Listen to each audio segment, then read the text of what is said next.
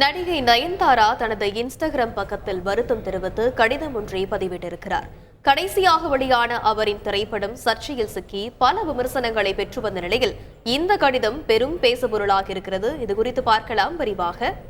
நடிகை நயன்தாரா நடிப்பில் கடந்த டிசம்பர் 1ஆம் தேதி வெளியான திரைப்படம் அன்னபூரணி. நடிகர்கள் ஜெய், சத்யராஜ் உள்ளிட்டோர் நடித்திருந்த இந்த திரைப்படத்தை அறிமுக இயக்குநரான நிலேஷ் கிருஷ்ணா இயக்கியிருந்தார். வழக்கம் போல வித்தியாசமான கதைக்களத்தையும் பெண் கதாபாத்திரத்தை மையப்படுத்திய திரைப்படங்களையும் தேர்ந்தெடுத்து நடித்து வரும் நயன்தாராவுக்கு அன்னபூரணியும் அதே பாங்கில்தான் அமைந்தது. அதே சமயம் கூடவே கலவையான விமர்சனங்களையும் பெற்று சர்ச்சையில் சிக்கிய நிலையில் இதில் மும்பை போலீசார் நயன்தாரா மீது வழக்கு பதிவு செய்யும் அளவுக்கு சென்றதும் OTTயில் இருந்து அன்னபூரணி திரைப்படத்தை நெட்ஃபிளிக்ஸ் நீக்கியதும் இந்திய சினிமாவில் பெரும் பரபரப்பை ஏற்படுத்தியது. அப்படி என்னதான் பிரச்சனை? படத்தில் ராமர் அசைவம் சாப்பிடுவார் என்றும் எந்த கடவுளும் அசைவம் சாப்பிடக்கூடாது என்று சொல்லவில்லை என்றும் இடம்பெற்றிருந்த வசனங்களே இந்த பூதாகரத்திற்கு காரணம்.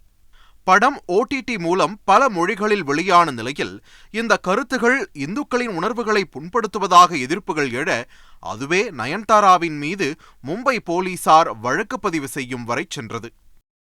இந்நிலையில் இந்த பிரச்சனைகளுக்கும் சர்ச்சைகளுக்கும் முற்றுப்புள்ளி வைக்கும் விதமாக தனது இன்ஸ்டா பதிவு மூலம் நயன்தாரா வருத்தம் தெரிவித்திருக்கிறார்.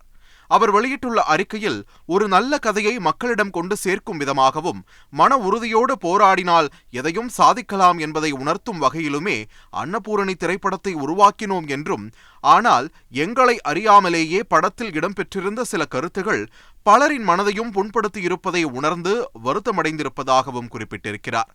தணிக்கை குழுவால் சான்றிதழ் அளிக்கப்பட்டு திரையரங்குகளிலும் ரிலீஸ் ஆகி அதன் பின்னே OTTக்கு சென்ற ஒரு திரைப்படம் OTTயில் இருந்து நீக்கப்பட்டிருப்பது அதிர்ச்சியை ஏற்படுத்தி இருப்பதாக தெரிவித்த நயன்தாரா, கடவுள் மீது நம்பிக்கை கொண்டு அனைத்து வழிபாட்டு தலங்களுக்கும் செல்வதை வழக்கமாக வைத்திருக்கும் தான் ஒருபோதும் உள்நோக்கத்துடன் இது செய்யவில்லை என்று கூறி கனத்த இதயத்துடன் வருத்தம் தெரிவித்துக் கொள்வதாக கடிதத்தில் குறிப்பிட்டிருக்கிறார். இந்த கடிதம் அன்னபூரணி திரைப்படத்தை மையப்படுத்தி எழுந்த சர்ச்சைகளுக்கு முற்றுப்புள்ளி வைக்கும் வகையில் அமைந்திருக்கும் நிலையில் இது அன்னபூரணியின் சர்ச்சையை தணிக்குமா அல்லது தகிக்குமா என்பதை பொறுத்திருந்தே பார்க்க முடியும். செய்திகளை உடனுக்குடன் தெரிந்து கொள்ள உடனே சப்ஸ்கிரைப் பண்ணுங்க.